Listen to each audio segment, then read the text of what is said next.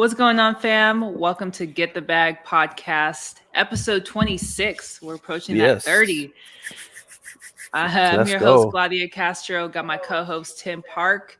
We're having a really good discussion today. But before we get started, I always mention show some love, hit the like button, subscribe, hit those reminders.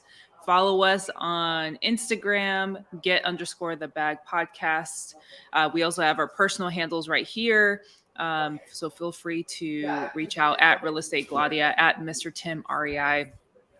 All right. Today's topic, I think, is a really important one because it's being talked about a lot. Not many people know what's going on, what's going to happen with the rising interest rates. Are we going in a recession?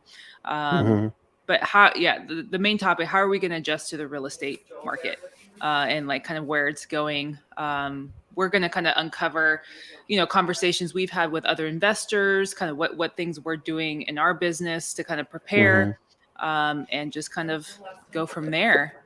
But like I've said, it's there are there's so much going on. There's so many talks, especially what really started was the interest rates, hmm because we had such a boom last year. Like Right. the housing market was crazy. I mean, I remember where there was a house in DC. I still remember hmm that sold like almost a million, not maybe not a million, but it was quite high. It was like 500K over the I price. know.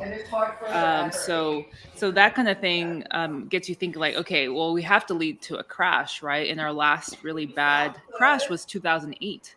hmm So hmm like, were you weren't really in real estate then, but like, were you affected Mm. back then in '08?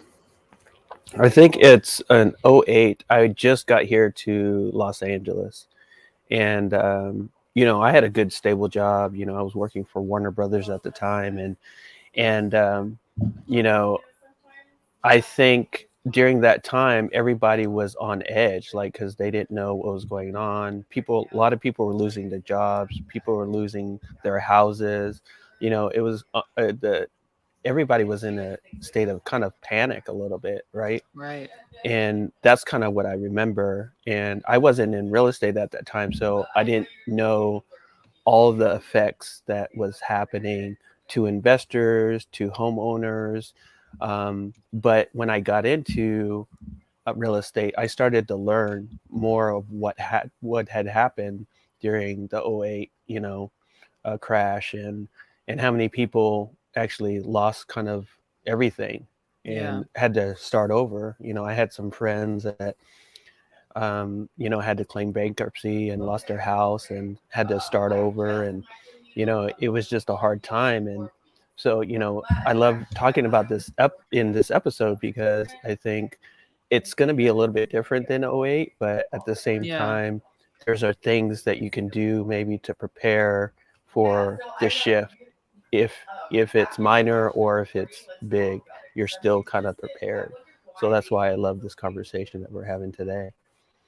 Yeah, absolutely. And I think it's also good practice to like research what's going on in the market. Like I think a lot of times it's kind of an underestimated skill or task that we should like do in practice. Like as investors, we should be researching what's going on around us, right? Not just like it's one thing to kind of be focused and zeroed in on what you need to do, but you also need to have these sort of conversations with other investors, with your peers, like hey, what's going on? Like reading the news, anything. I don't like to get caught up in the news unless it's related to something that hmm I'm up to, right? So real estate. Anytime I see real estate now in the news, I'm like, oh, what's going on? So it's really important that we're consistently educating Yeah. ourselves on what's going on in the market because that allows us to have these conversations or prepare, right? I think even Chris in the U, he's been talking about this for months now in like things that he's been doing in his hmm business or with his portfolio to prepare for this because you never know what may happen.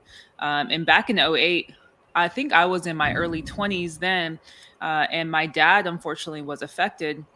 He had to short sell his home because you know hmm the way it kind of worked back then is like they had these specific loans or programs where you signed on hmm for a certain percentage, and then after a certain amount of time they upped the interest rate like Yeah, crazy. it'll So go up. Yeah. people became upside down. My dad was paying his mortgage with credit cards, and then he maxed out all of his cards and got to the point Mm-hmm. where like, I need to sell this house, but I'm upside down on your mortgage. So what a short sale is when your I guess the mortgage is higher than what your house is valued for. Mm-hmm. So it happens occasionally, depending on how far back or how far behind you are on your taxes. Mm-hmm. But this is kind of a really common thing that happened back in '08, and why so many people lost their homes. And there Mm-hmm. was kind of like a standstill, I remember, where people were kind of afraid to take the next step. But what I've heard in conversations is people said the people that kind of like went in and bought homes shortly after are in a much Mm-hmm. better position now because they took the chance and bought homes. 100%. Yeah. So yeah, it's been a crazy. I mean, we're due for something. I don't know if it'll be as extreme as then, but um, I mean, what, it's been over 12, 14 years since. Mm-hmm. Mm-hmm. No, So I excuse me. I think there is, we can kind of feel it right now. There is a shift, and the Fed has raised interest rates as well. But I think a lot of what happened in '08 was, the subprime loans, where they were just kind of giving loans out like candy, right? And no right, matter what your qualification was, they were kind of giving out loans to people that couldn't really afford a house, right? And then so when that interest rate kind of skyrocketed and then they had to pay like huge amounts of payment on their mortgage. That's and nobody could do it, and it was almost everybody. That's why yeah, that was the biggest thing. And and the banks kind of got in trouble, but not all of them. But they some of the got bailed bigger out, didn't they? yeah, they did get bailed out by the government. So Right, some of them got a slap on the wrist. Some of them did go under, but at the same time, that's why some of these loans are federally backed, so that they they are protected by the government. And but right, who is protecting the homeowners? And you know, and so I think that's one of the biggest things right now is that there's not that many um, you know loans out there that were people that didn't really qualify because they had stricter laws and how people qualify now for loans and stuff. But it, I'm not saying it doesn't still go on, but at the same time, we're in a little better shape than that, but it's not a complete like debacle, right? And plus, right. people have jobs; they're not losing their jobs. What was the scary thing was is that I think Elon Musk had said that he's cutting 10% of Tesla's employees, right? So Mm. that's something that you got to look for too. That If influences the market as well. Yeah, yeah. So there's some key things that you have to look at, like, of course, like interest rates, but what's happening in the job market? Are people, losing their jobs, or, the employment rate, is that going up or going down? So these are just things that you need to kind of keep your eye on during this whole market shift of on Absolutely. in real estate, because it affects the ebbs and flows of different um, areas in the nation, how it's affected, because like LA and New York will probably bounce back faster than somewhere in the Midwest, right? So, Right. Yeah, that's a really good point. I mean, like I said, I think it's important to kind of add in this, if it's something you haven't been doing, is like researching what's happening in our industry. I think that's what, especially if you're want to treat it like a business instead of a side hustle. It comes hmm with everything. Is like, being a business owner, you have to understand what's going on around you. So these sort of things, catching on and understanding the trends, right? Obviously, people that came out of '08 kind of have seen something like this before, so they've probably been preparing for the last 6 months or even more hmm to do. So, What are you kind of hearing from your conversations with different investors, brokers about what's going on, and how are maybe end buyers or bigger investors, family offices, how are they kind of adjusting to the potential recession? So a lot of it has, I mean, the cash is always going to be out there. So like Right. they're in a position where they've stacked cash. So they're in a good position to actually buy during a downturn, right? So usually there's opportunities when things tighten up and people are not really buying, and the market is kind of shifting in that direction. So, what they do is kind of stack their cash and then buy up all the kind of deals that are out there, so they can take advantage of that when people aren't buying, right?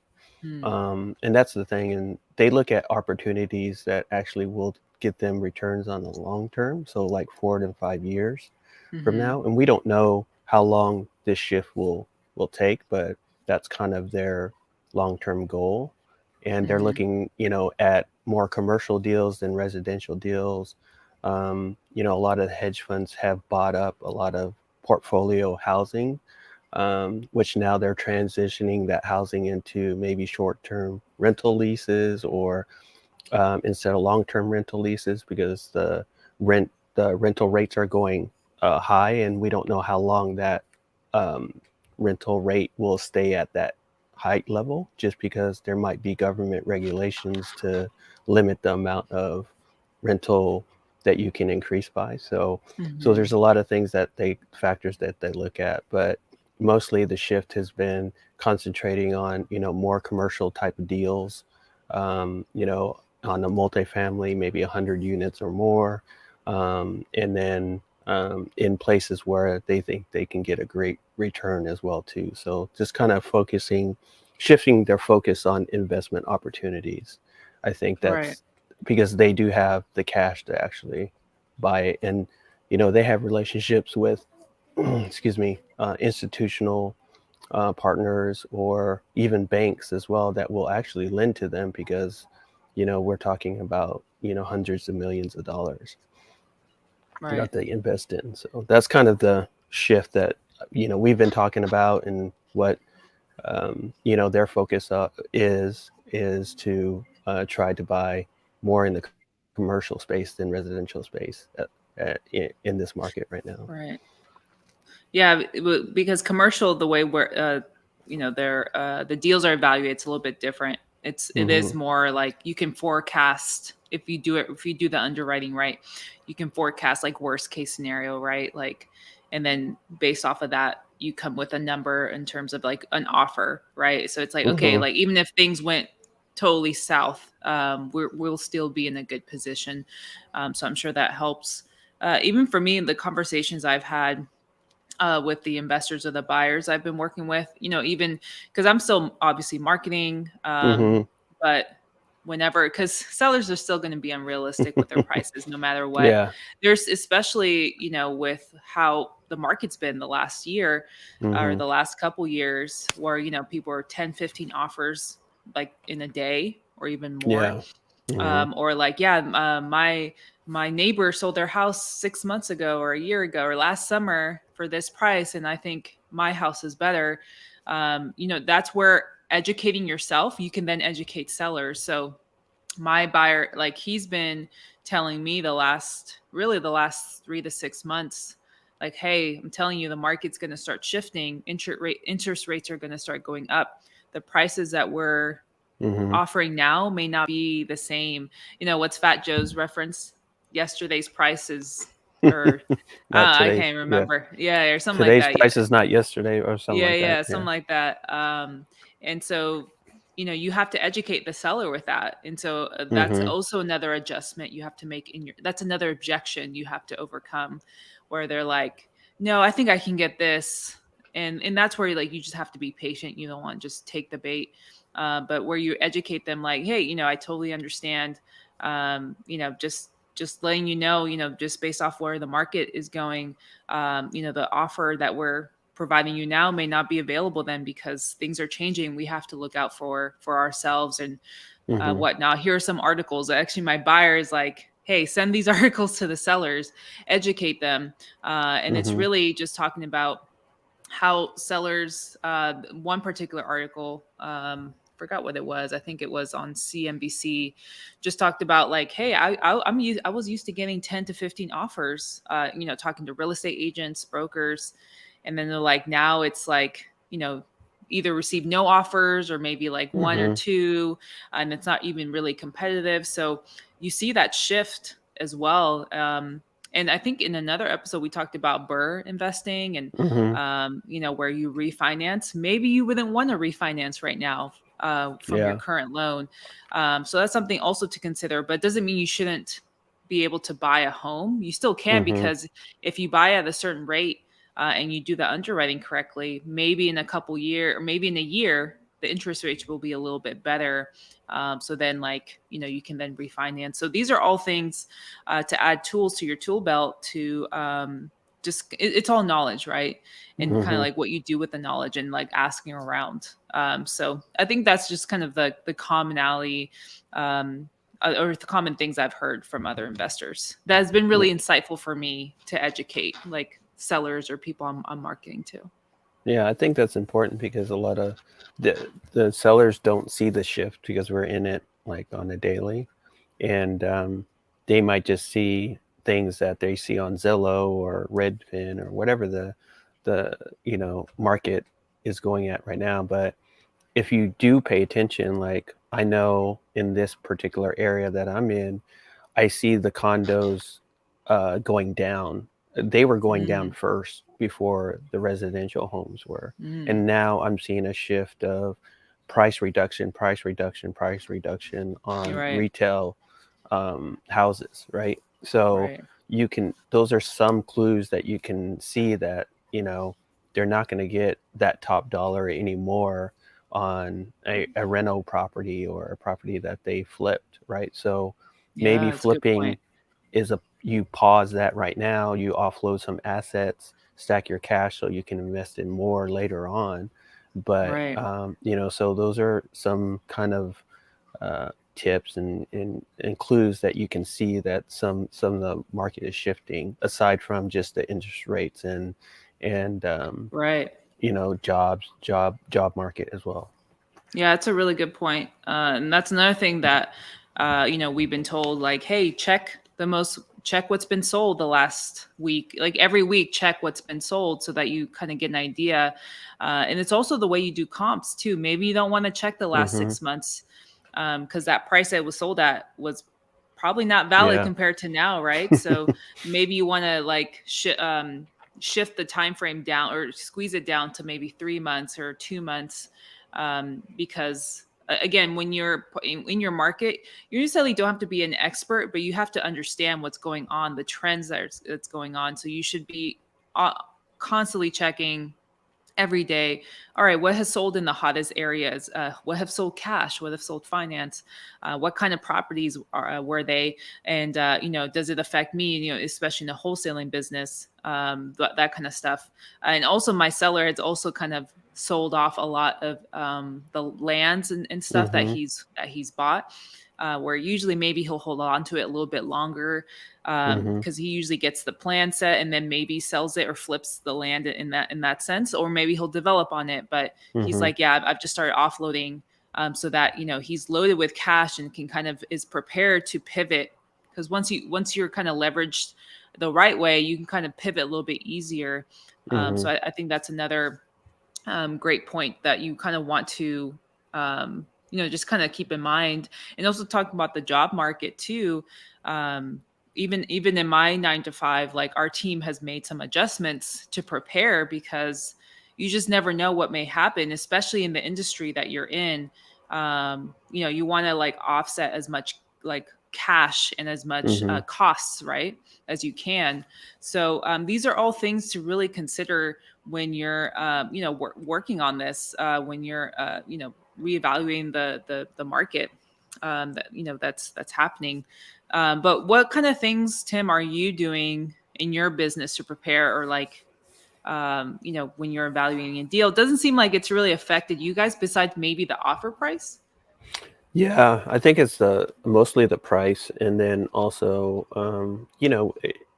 since we kind of shifted more towards, commercial side, uh, it's definitely all about, the return on investment, but also I wanted to mention development side deals too. So Mm, there's ways investors can get into a development deal, whether they're co-general partner or if they're coming in as a limited partner in a development deal. So we're getting a lot of uh, interest in those type of deals right now because they can put their money into something that's going to be developed and then give them a return, like I had mentioned earlier, 4 to 5 years from now. right. So that's been a big, because we're working on two type of deals right now that include um, ground up development, right, from that, and they've already gotten the permits from the city and everything is ready to go. They're just looking for the investment vehicle right now. So, and they already got, loan commitments and stuff like that from, lenders and stuff for the construction. But Right. so those are some of the things that, we've been concentrating on the shift as well too. And then, I've been doing a lot of just partnering up or JVing on, the residential side. So Yeah. kind of like what you're kind of doing with your investor up there, and so what I've been doing is just trying to partner with the right people because I do have an extensive like buyers list and people that are interested in buying. So just making sure that there's right opportunities in the market that I'm in, and then Hmm. actually getting the price that, because right now we're just adjusting the price to make sure it fits, because now prices have come down a little bit, Right. but in the meantime we're just trying to get, try to get deals out there or offers out there as much as we can on the JV projects that I have. So I mean, right now I'm getting a lot of inbound deals, Hmm. which is great, but I just need to evaluate those deals to make sure that they're um, deals before I send them off to like my investors or buyers for Right. that. So those are some of the things that I'm kind of doing right now in my business. Is just we're just evaluating more deals and then trying to get more deals locked up on a consistent basis. Right. During this market. Yeah, definitely. I mean, same with me, and just it's been great connecting with this other investor that's kind of educating me as well. So, sending me articles of like, hey, it's just things are starting to shift. Mm-hmm. So it's just kind of be aware of that when it comes to prices. And I think this is where you really focus on quality as well, and it all varies on your business. If your business is more on volume, like 10 plus deals a month, or you're Mm-hmm. used to this, and you'll start seeing a shift, of course. And I think it's important to really focus on the distressed seller versus distressed houses too, Mm-hmm. because just because it's a distressed house doesn't mean like they're in a dire need. So I think really focusing on the marketing and like who you're targeting, I think will be key as well. And being like just really working smart, and not just like throwing out whatever in the dark, because then it's like that's hard to create some sort of consistency. So for me, I've really started like thinking like, okay, can I go to the county, gather Mm-hmm. some code enforcement, probates, or tax delinquents, tax liens. These you're trying to find distress. So if you Mm-hmm. have some form of distress, you're more than likely to be able to work the price a little bit more. Because if it's just somebody who's like, yeah, I'm interested, but I don't need to sell, that's going to be a little bit tougher. So I think just really niching down on your targets and who you're Mm-hmm. marketing to, I think will be really helpful in like getting locked up deals, getting consistent locked up deals, and just working the comps and really Mm-hmm. understanding like, hey, whatever was sold 6 months ago or a year ago, I can't use that comp anymore, really, or I have to Right. take off more than I usually would, Mm-hmm. because the way we kind of do comps is the low anchor approach, right? Right. We do. Not Yep. like the 70%, 75%. We don't do those calculations. So it's just those things to take into consideration. You'll probably get a lot of no's, but that's okay. It's just being consistent with it and making offers, and just finding sellers that need help, like Yeah. in solving problems. Absolutely. That's all it is. Mm-hmm. Mm-hmm. And I think that's going to help during the shift is that if you could find sellers that have issues, right, that you can solve, like even probate deals, excuse me, if they might be a longer time frame, but as long as you can get those locked up, they might be higher spreads. But at the same time, Absolutely. if you're finding sellers that have issues and you can solve their problem, then you're going to have success during this time, because they're really motivated to get their problem solved, right? And if Right. you have the solutions, whatever it is, to get them out of that situation, then it's just going to be beneficial for you and your business. Yeah, absolutely. Well, I think this goes into perfect caveat into the next kind of topic or question, which is like, can I, if I'm fresh into real estate, can I still get into real estate during this shift in the market? Like, Mm-hmm. I think that's the biggest question that people usually hesitate, right? Like, I was, my plan was to house hack somewhere, Mm-hmm. and then I just kind of, it just didn't work out because I'm like, I don't want to just go anywhere and like have to like go across the country, especially living in California. I'm like, I don't want to buy a home in California, but I think this sort of what's happening in the market is actually turning people off from buying. And I don't think they should necessarily call it quits now. I still Mm-hmm. think it's plenty of opportunity. It's just kind of reassessing the price a little bit more and making sure, like, again, your underwriting is on point. Mm-hmm. But for somebody starting out, like what kind of things do you think would be helpful for them, to kind of tell them like, hey, no, like you should still like look into getting into real estate. No, I think absolutely they should get into it no matter what shift is happening. I just think being one educated and then learning that specific way of getting into real estate, whether it's wholesaling, if you're going to be a realtor or if you're going to be an investor or you're looking to help someone, bird dog, whatever the case may be, is that I think just jumping in is the start, right? Just jumping in, and you still can do deals, and it's just understanding what type of deals that you can do. Right. Like we said in previous podcasts, is learning your market locally wherever you go. It could be virtual, it could be local, but just learning and what's happening in that market is going to help you tremendously. But like we said, if going back to solving the problems of the seller is going to be key during a market shift, right? And so Yeah. but I don't discourage anybody from, not jumping in. And I know they hear all the noise, right? Oh, real estate's not doing so well now. The market's going to crash, blah, blah, blah. But there's still there's still money to be made in real People are estate still during, buying houses. yeah, Like, hedge funds 100%. are still buying. I mean, granted they have access to cash, but um you have to also notice that too. Like, people are still buying, but they're being more intentional, right? With Mm-hmm. like the Mm-hmm. buys that the properties that they are acquiring. It's not just like before where it's like, oh, okay, yeah, let me just get it. Yeah, this fits our criteria.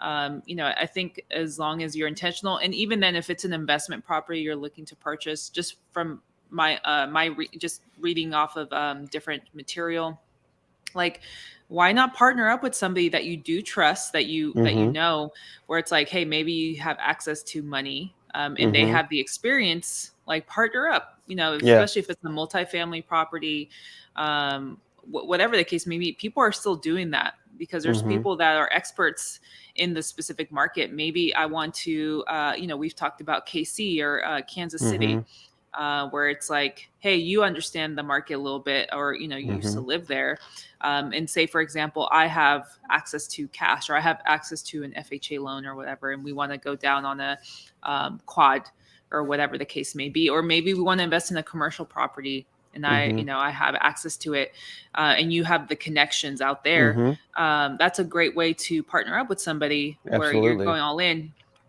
The worst you can do is maybe like balance out, right? Or even out. You wouldn't make a profit, but you wouldn't make a loss. Like maybe that's the Mhm. worst case that could happen.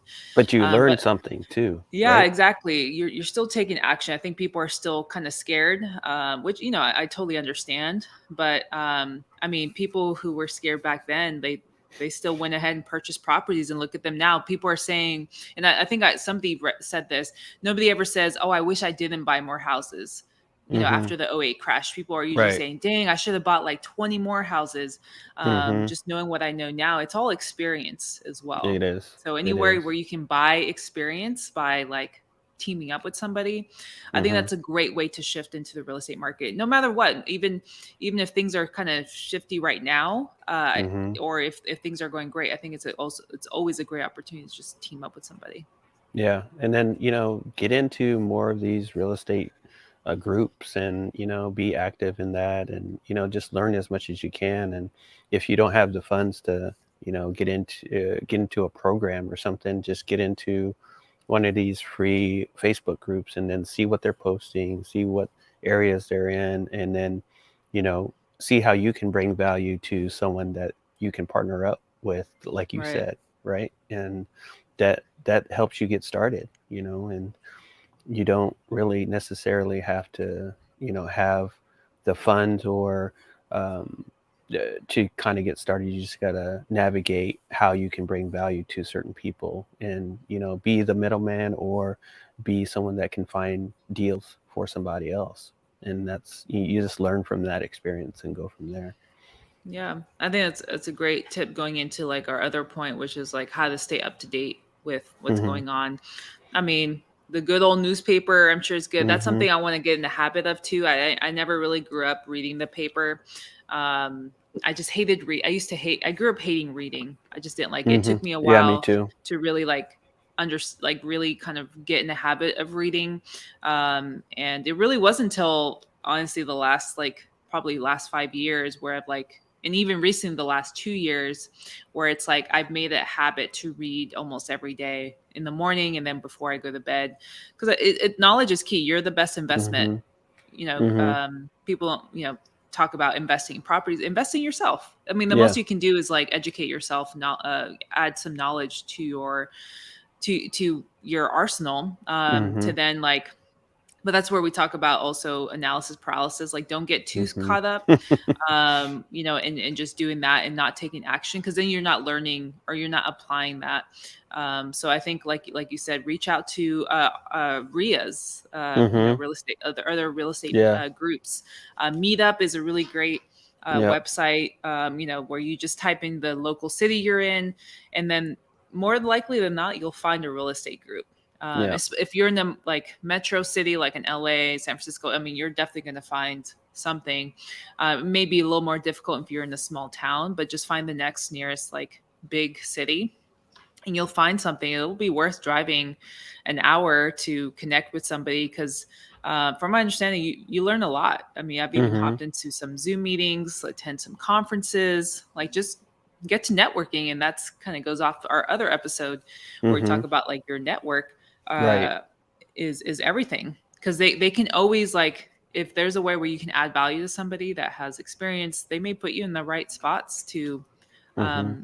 to buy a property, to wholesale a JV, a wholesale deal. You just never Right. know. So I Hmm. think those are great ways to start. Reading, Hmm. podcasts, meetups, RIAs, Yeah. conferences.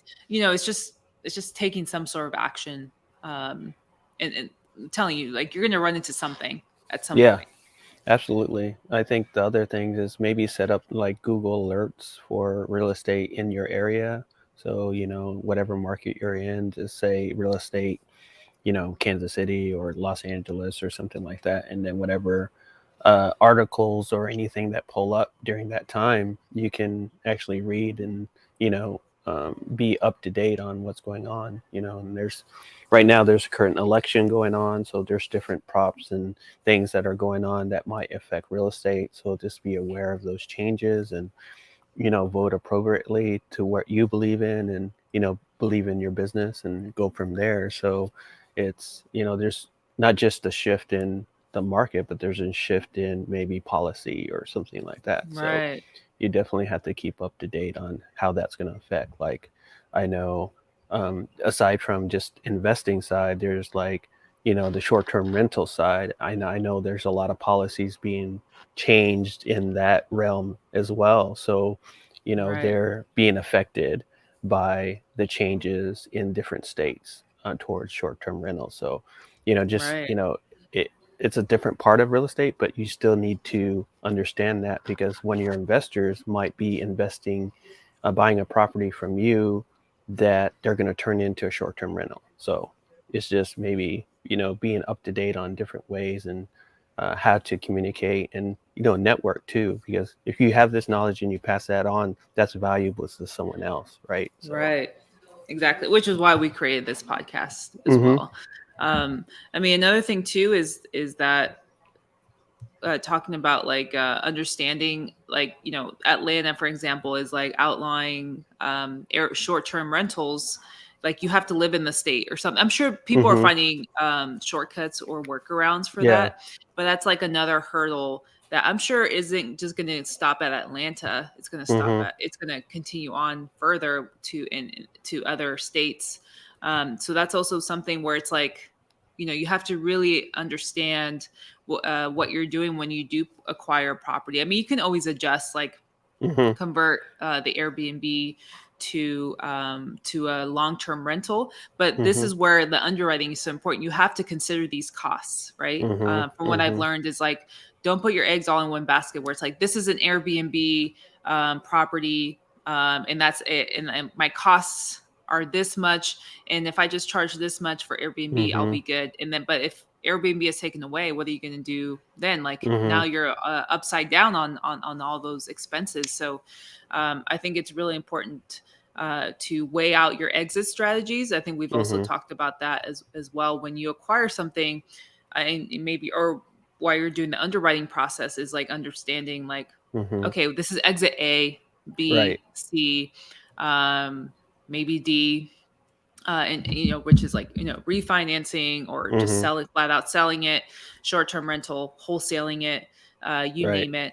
So I think it's really important. That's the stuff that people don't really talk about. Mm-mm. We just talk about making money, cash flow, which is is really, really important. But if your cash flow is dependent on Airbnb, which is now outlawed, or you hmm can no longer do it, or you have to be creative, that's going to put right. you in a tough spot.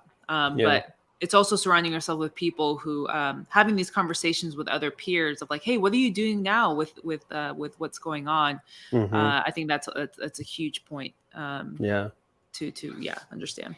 Yeah, and it's like also thinking outside the box, right? And then, Yeah. I would have never had this conversation or learned this aspect if I hadn't talked to someone within the field, right? And the other, it was a networking opportunity for me, but also a learning opportunity, because he had told me about Habitat for Humanity, right? So they're a nationwide organization that Right. helps build houses for I volunteer people for that, them. yeah.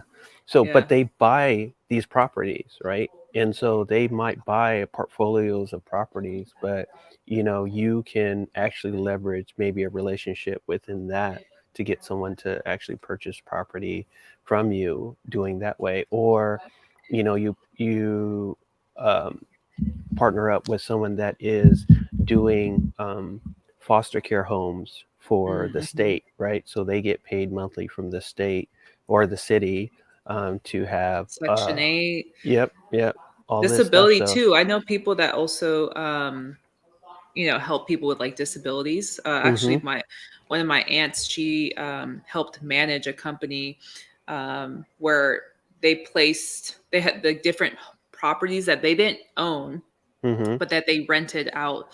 yep, But the government would pay them a certain stipend to take care of people with disabilities. right, Now, that's a really grueling, high turnover job, I'm sure, but it's very, like, the money is pretty lucrative, good from yeah, what I hear. Because you imagine, like, anything that's dependent on the government to give you money. I mean, you mm-hmm, talk about people who during COVID Mhm. and had Section 8 homes or any or foster Mhm. homes. They weren't affected by Nope. COVID Nope. because they're receiving those checks by the government. So I Mhm. think Section 8, people talk down about Section 8 a lot, and I used to think Mhm. about it too because it just gets a bad rep because of Mhm. maybe because of the way it's managed by people managing. They just talk down like these are still people owning a property, but if Mhm. you're getting that check from the government is never going to be like, hey, I didn't make rent, I can't pay, Mhm. or I can't pay Exactly. your mortgage this month. It's just not going to happen.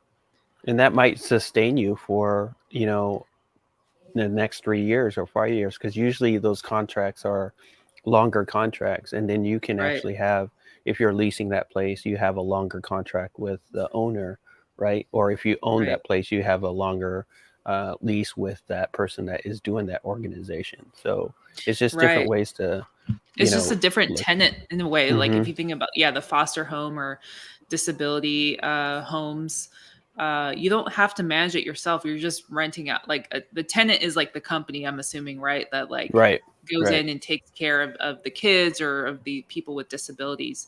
So Absolutely.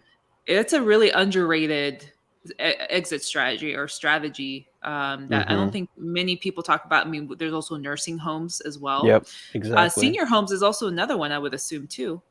Yeah, senior homes is another one. I think a lot of people maybe own the building and then they lease it out to a senior facility that manages the whole thing, right? So they're Right, just collecting, the lease on right, that building. Some of them own it, but most of them it's like they're just leasing it out, and that's all they do is they buy these facilities for senior, housing.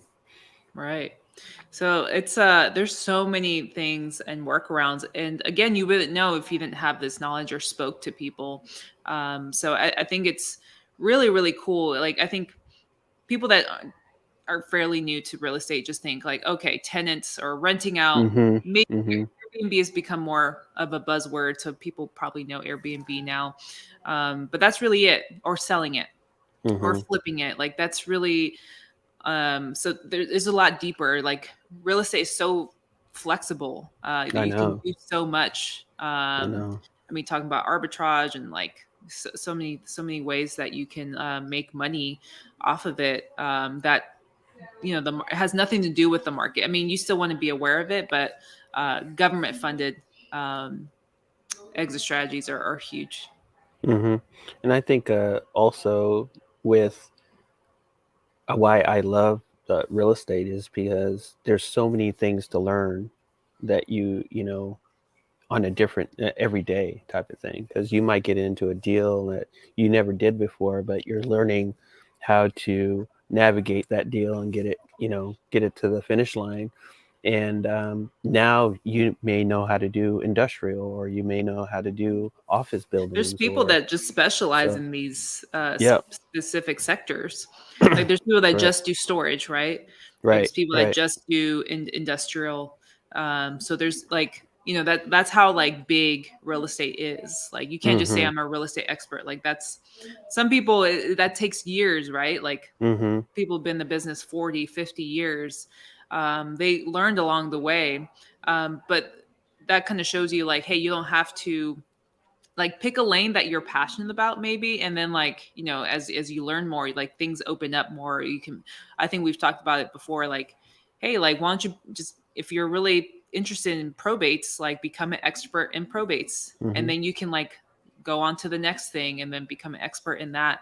Like you don't have to speed race your way into Yeah. like becoming a real estate guru or expert. Like you can take your Right. time. Like we're not in a rush at all. I mean, but this recession or potential Mhm. recession is, I think gets people like thinking they have to shuffle everything, but Yeah. you don't have to. Yeah. I mean, you get a little bit of anxiety of what's going on and stuff, and you might get overwhelmed. But that's the good thing about education and learning, is that if you're learning how to navigate during these times, then I think you're going to be in a good position with with getting Absolutely. into real estate, no matter where it's at and what stage it's at. Yeah, absolutely. So I think we had mentioned like what are some clues to catch, Hmm. like, but maybe we can kind of like elaborate more on that. So you mentioned like in your market, you kind of started noticing like condo prices started going down. Hmm. Was it just something that you kind of checked through, like Zillow, or like how did you kind of start noticing those trends and patterns? Yeah, so usually what I do is I set alerts on those platforms for a particular zip code, right? And Mm, that zip code the reason why is that because I'm actively looking for deals in my area that I mean, I literally walk to some of these deals, right? So, right. um, and I just want to see what's going on a daily basis. And a a few months ago, I started seeing a shift in because a condo that was 500,000 was going for like 1.2, 1.3 million dollars, That's a insane. few months ago, right? And then slowly, month after month, it started coming down. So now it's, stabilizing back to what it's actually worth, right? So Mm, now it's down to, five, six, seven, 100,000 instead of that 1.2 or 1.3, right? right. And at its height. And I was like, a condo. I mean, like you could get a house. I mean, like, for that much. And it was in a desirable area. So, but I just started seeing that shift. And then soon after that kind of stabilized, I saw the shift in housing going down in the Mm, area too. So, I mean, I'm not talking about like, oh, it's a $5,000 decrease. I'm talking about $200,000 decrease, right. in price. And so, I think the bidding wars on the houses are starting to decrease. So sellers are getting panicked and having to decrease Yeah. to make I sure. just read an article that just talked about that, and like sellers were used to, maybe they sold another house maybe a year Hmm. before, and they're used to getting like 10, 12 offers in one day, and now they're like they're rushing to find a buyer, like, and at this point that's a motivated seller, right? When you're like Yeah. when they're just like, hey, yeah, I want to sell this now, and that's where you can be like, yeah, well, it's not where the market's showing us. This is where the market's heading, and because of Hmm. that, we have to be at this price. And if they're desperate enough, if they're really distressed, they're going to take it. I Hmm. mean, I think about, this is the smallest like analogy, but I think about, okay, I'm moving next month, I'm selling stuff on Facebook Marketplace. Hmm. Maybe I'm underselling stuff because I need it to go, right. I'm Hmm. stressed, Right. but Right. I'm underpricing things, because I'm like, I just want it to go. I just want it Yeah. to go. I don't want You want it to move. I want it to move. So in a sense, these are like the sellers that are like, Hmm. hey, this is the bare minimum that I'm okay with walking away with. Like, just take it. I don't want to deal with it anymore. Yeah. Those are the kind of sellers you want to deal with, because otherwise, it's just they're going to be panicked. They're going to Hmm. be, like, how are we solving their problems? Maybe, they'll take it even lower if they're even desperate enough. If a buyer's fund, Hmm. buyer backs out. But it's also, I don't know either if buyers are buying things as is without looking at it. I think they still are, but maybe now they're being more careful and Hmm. actually doing the full inspections. Right. Like, I locked up a duplex up here, and usually the buyer's like, hey, I'll just buy it as is. Hmm. But because of the age of the house, it was like built in the 1920s. He's like, I want to go in there, check for pests, the structural components. And whereas before, maybe they would have just purchased it because, Hmm. especially if it was like with a reason, within a reasonable price. So these are kind of things now that sellers are not used to. They're used to be like, hey, yeah, you just buy it as is, right? I Hmm. don't have to do the most. Pictures are just enough, right? But now, like, these sellers or buyers are like, no, I need to go through, because then they can validate a price negotiation too. Be like, Exactly. hey, the inspector said I need to spend this much on this. So I'm going to have to be at this price. And so they have validation. I mean, that's something that we've been taught to do anyways, but Right. I think more and more investors are probably doing that versus just buying it on the fly without, Yeah. looking into the property. Unless it's a home run deal, then Right. maybe, Right. they'll just buy it without looking at it. Hmm. Because I know that people like to flex that on IG. Hey, I bought this property. I didn't even step into it, or I never Right. took a look at it. That's funny. So Yeah, I think uh, another thing is that even though I'm seeing all these reduction in prices in the area, I'm seeing a lot of development of apartments, like yeah. huge, like buildings and like huge apartment complexes going around everywhere, because in doing your research on what's happening in your area, like I know down the street they're building another Apple campus, right? And Mm, it's not even development. It's the original structure still there, but that's in the plans. Like they're planning to, probably demo that in the next 1 or 2 years, and Apple's going to have another facility there. So it's definitely a situation where the the people that are buying these multifamily properties or renovating these multi are in the know of what's happening in that area to help bring more people to the area. hmm. So they'll have new developments on apartments. So what is Right. their sort of housing, right? So if they're able to build apartments that solves that issue within an area that is going to grow, it sucks for me because the traffic's going to suck. Like it's going to suck, Right. but I just know that there's also opportunity there, to possibly get into a deal in this particular area that I'm in. Yeah, that's a really great point. Because even for me, when I was looking for apartments, I think more and more people, because of maybe the interest rates, they're going to opt more into renting Hmm. instead.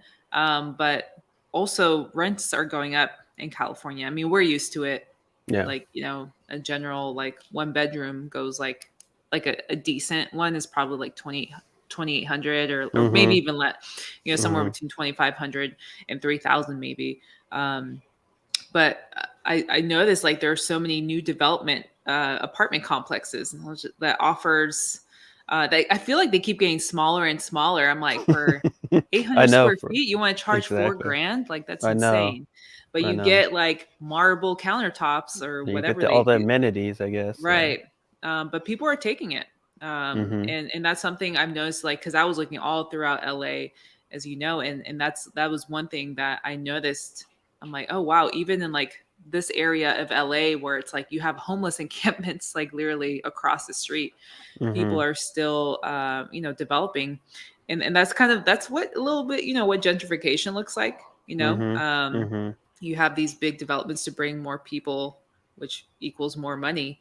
Yeah. So yeah, I think that's a really interesting point, and it'll be interesting that what the next 6 months looks like in terms Yeah. of development, and why people are looking for land and lots. Hmm. There's not much land out here, or at least in the metro cities. Right. So you're Right. there.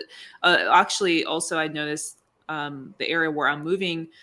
There's actually right across the street is a new development, probably a Hmm. year old, and so when I look on Google Maps, I see that it used to be like the area used to be like a furniture store. Mm. So a lot of these Mm. places they're also demolishing a lot of these old buildings to build these apartment complex to make up for land, Right.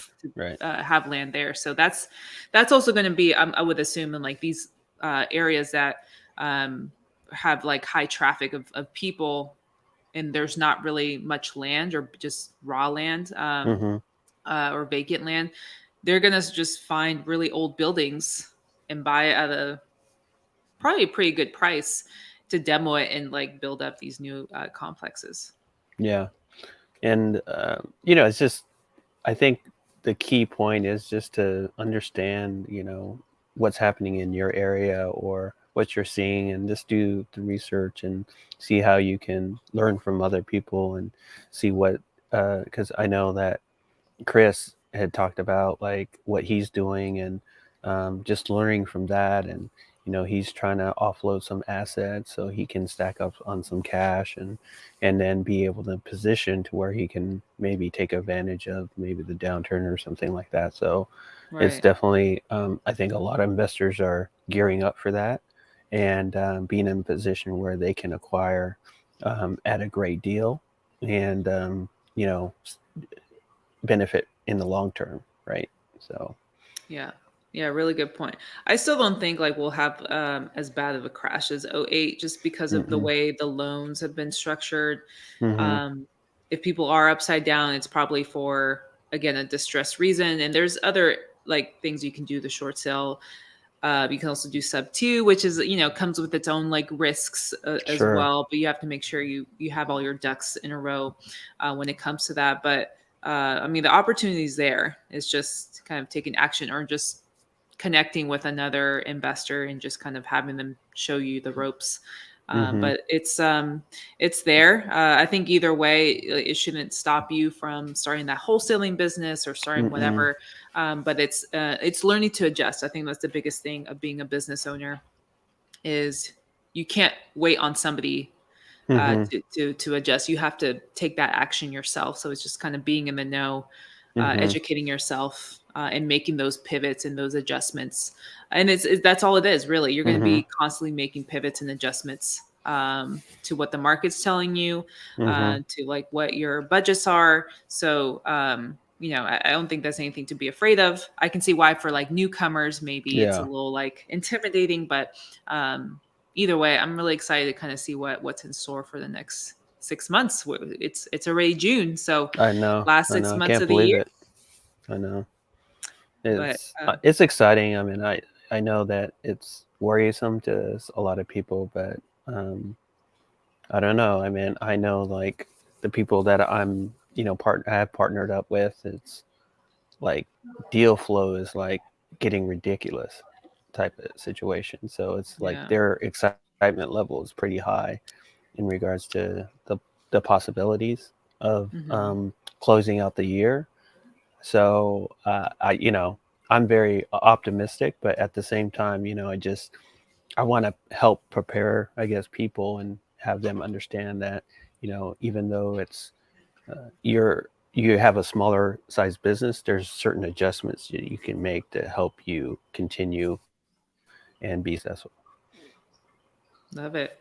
Well, we can like wrap things up. I mean, this is a really great conversation. Hope you guys got a ton out of it. I mean, we're still learning as well. Like we're Yeah, still yeah, figuring things out. But we we're just are. sharing like kind of things that we've learned and what we'll continue to keep learning. Um, Either way, I think it'll be a great opportunity. Anything is a good opportunity. But Hmm. I appreciate you guys who tuned in and who are listening in. Feel free to reach out to us at any point, individually at Real Estate Gladia or at Mr. Tim REI on Instagram, or on our Get the Bag podcast IG, get _ the bag podcast. Don't forget to hit the like button, subscribe. Um, Really, really fun discussion. Yeah, it was great Glad discussion. Yeah. Next week, I believe we have a guest coming Hmm. on. Should be really fun to kind of uncover their story. Today, we kind of started a little bit later, but we should, for the most part, have our regular scheduled time next week Okay, at 8 a.m. cool. Pacific, 11 a.m. Eastern. But appreciate you guys. Have a great day, and we'll connect next week. Yeah, appreciate you. See ya. All right. Late.